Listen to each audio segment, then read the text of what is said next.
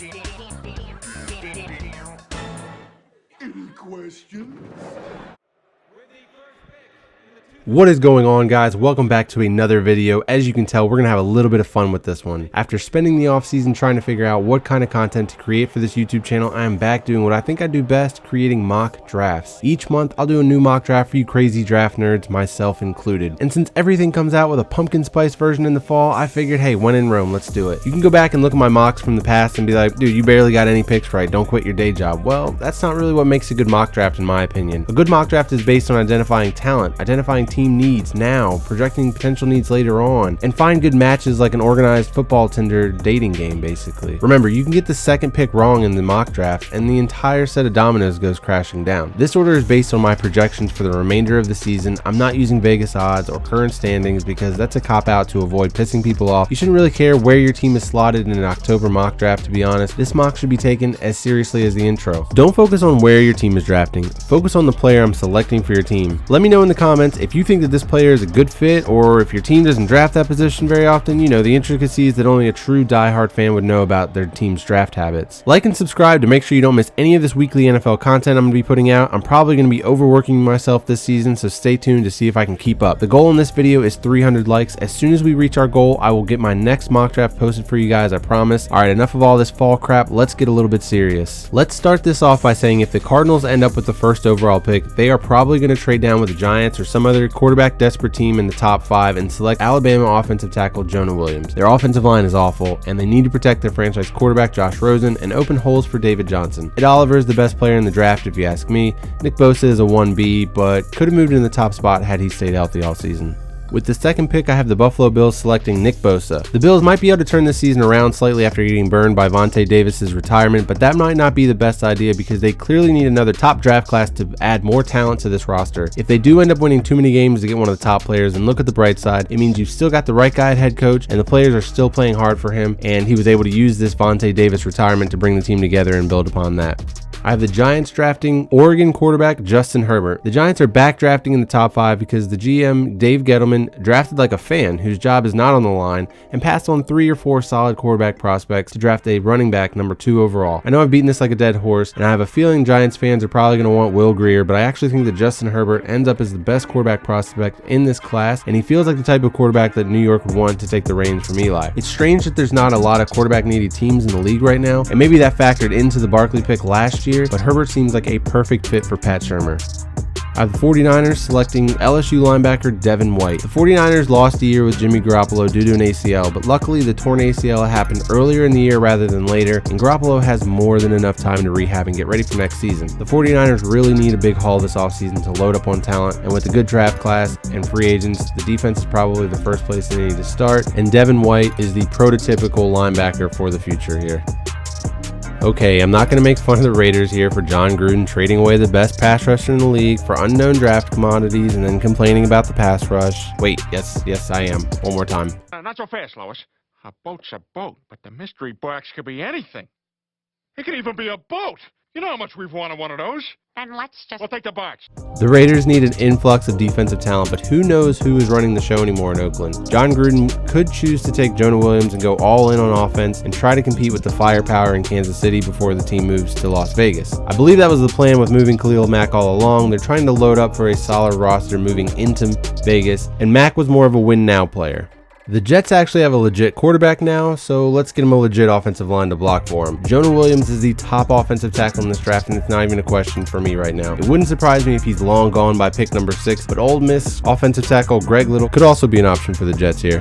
What if I told you the Lions had 2 solid defensive tackles and let them both walk in free agency? The 30 for 30 of the Lions letting a position of strength turn into a position of weakness is going to be hilarious. I think I'm a little bit higher on Dexter Lawrence than most, but the Lions need to take the best defensive tackle on the board because this class is loaded and they need a stud. The Broncos used a retread in Case Keenum and found out very quickly what other teams have found out. He's a really quality backup quarterback that could start a few games if necessary, but he's not a 16-game starter. If Chad Kelly does not get a chance to play this season, I think it will be a big mistake for the Broncos. Otherwise, they should probably grab a better quarterback prospect in the draft. But if the Broncos fall off down the stretch, who knows what lies ahead for John Elway? Will he even be trusted to find another quarterback at that point? Drew Lock has had quality quality NFL coaching this year, so don't listen to those that think he can't be an NFL quarterback because he's already shown a lot of improvement in 2018. It's been a long fall for the Seahawks. They should probably stop avoiding the offensive line, but they've continued to pass over legit offensive line prospects the past few years when it's been an area of need, so why should we expect them to change their approach now? Raekwon Davis is a beast and could go even higher than 9, and I wouldn't be surprised, and it would give them another impact player on the defensive line after they've let all of their guys walk.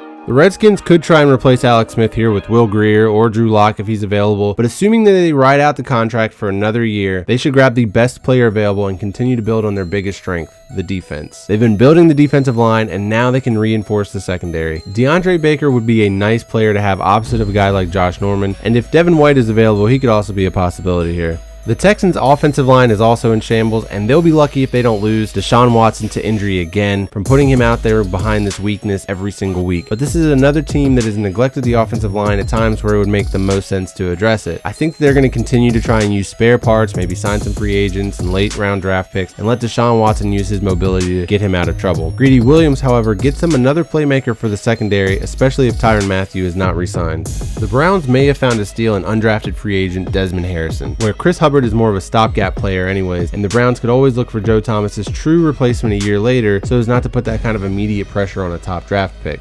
The Colts defense is improving a lot under defensive coordinator Matt Eberflus, but Marcus Hunt had a late breakout and he's already 31 years old. They need to continue to build on the defense and let Andrew Luck go to work with the offense, especially if they go ahead and sign Le'Veon Bell in free agency.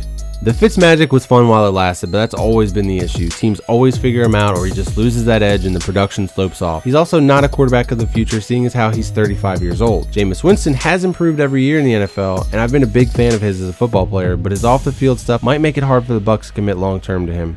The Chargers defense has missed Joey Bosa, but they found a gem in Derwin James. Now they just need another gem in the middle of the field, and you've got a solid defense on all three levels, and Mack is used to running a high-level defense. Sadly, Tyler Eifert has had the worst luck imaginable, and the Bengals could bring him back if none of those other tight end prospects show any promise this year. But if Croft and Uzoma end up being no better than complimentary tight ends and Andy Dalton manages to keep his job, they could get that big receiver mismatch player to ease the transition from AJ Green one day. Noah Fant is that good of a receiving tight end.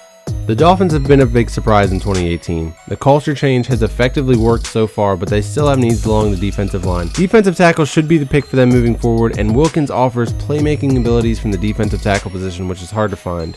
Le'Veon Bell is more than likely going to be somewhere else in 2019, and James Conner's actually done a pretty decent job filling in. Eventually, the Steelers are going to have to move on from Ben Roethlisberger, and they're going to need a more dynamic home run threat at some point in the draft to help, hopefully, Mason Rudolph or maybe even Josh Dobbs. But Bud Dupree's contract is coming to an end, and they might go back to the Kentucky well for another edge rusher in Josh Allen because they can't stop anybody defensively and don't need to reach on offense, so they can get the best defender available at this point in the NFL draft. The Falcons defense has suffered a lot of injuries, so next year they're going to get a lot of prospects back on that side of the ball. I think this year they focus on continuing to build in the trenches on the offensive line because there are a couple of pieces there that could be easily replaced, most notably along the interior, other than Alex Mack.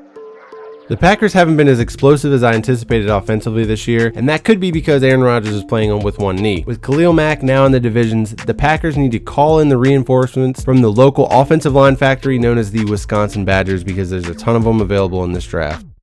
The Cowboys thought they could get by with some bums at wide receiver, and that quickly backfired on them. It's looking more and more like Dak Prescott was a flash in the pan and teams have figured him out, but I don't think the Cowboys will move on from him while he's still under contract. They still get one more season out of him with a new coaching staff to see if they can get more out of him, and if they don't like what they see, they will look to replace him in 2020 with somebody like Tua Tagovailoa or Jake Fromm. The end is near for Tom Brady, but I just still don't see the Patriots spending a late first-round pick on a quarterback. I think that they know the value of picking a quarterback early as they've been rumored to be trying to trade up for one in the past. So if one of these quarterbacks just does it for them, I could see them pulling the trigger to trade up and get one. If that's the case, this could be the last year or two of the Bill Belichick era, and we should appreciate the last few pages of their epic story while we can.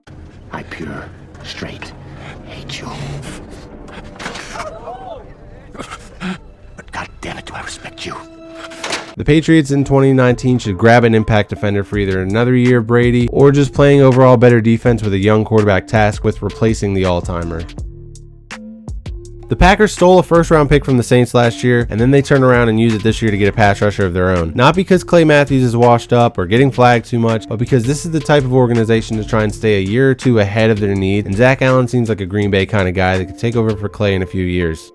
Last year, the Eagles did a good job of loading up on weapons for a Super Bowl run, and then they let those weapons evaporate slightly due to free agency, trades, injuries, etc. A.J. Brown is the new prototype for the slot wide receiver position, combining outside wide receiver size with inside wide receiver abilities. He reminds me a lot of Alshon Jeffrey and could be a great player to groom as a replacement for him down the road. John Gruden's downfall in Tampa Bay was because he neglected the defense and just wanted to build an unstoppable offense. He's an offensive-minded guy, so it makes sense, but he's tearing down the defense too quickly in Oakland before bringing this show to Vegas. I think he's going to see some freak abilities in DK Metcalf and cut ties with Martavis Bryant in the offseason before dubbing Metcalf as the next White Tiger. The Titans are clearly going to be a defensive team under Mike Vrabel. I expect them to continue to build on that side of the ball with a lot of resources previously being used on the offense. Dre'Mont Jones is going to be a great player at the next level and might even be drafted higher than this come April because interior defensive playmakers are hard to come by and Jarrell Casey can't go on forever. Leaning on their defense is still the Panthers' strong suit, but the secondary has been trying to make up for the loss of Josh Norman for a few years now. Byron Murphy is just the next great corner to come out of Washington. The Ravens' new wide receivers have been pretty good this year, and John Brown looks like a free agency steal. The impact player the Ravens really need to make this offense successful is a home run threat in the backfield to run RPOs all day when Lamar Jackson takes over. Bryce Love is a threat anywhere on the field, running back, wide receiver, and kick returner. Kirk Cousins' lack of pocket awareness has been painfully evident early on with his new team. You can't add awareness to Cousins like this is Madden, so you're going to have to find more protection for him to consistently give him more time. The Chiefs are going to need to batten down the hatches and build on that defense. Get depth at every level because Mahomes and company are going to try to drop 45 every week, and you're going to need to be able to rotate players. The Chiefs were trying to get Earl Thomas in a trade, and they might offer money to re-sign him, but I think he's going to Texas, either the Cowboys or the Texans. Deontay Thompson and Eric Berry would be a great place to start for them on the back end. The Jaguars actually have good depth at wide receiver, but if you're rolling with Blake Bortles at quarterback, you're going to need to try to continue to turn over every rock to find good receivers for him. Caleb Wilson was really the only weapon that Josh Rosen had at UCLA and could be a more consistent option than Austin Seferian-Jenkins. Left tackle Andrew Whitworth is getting up there in age, and this team is clearly going to be built on offense for the foreseeable future, and you might as well have the best 5 guys blocking for Goff and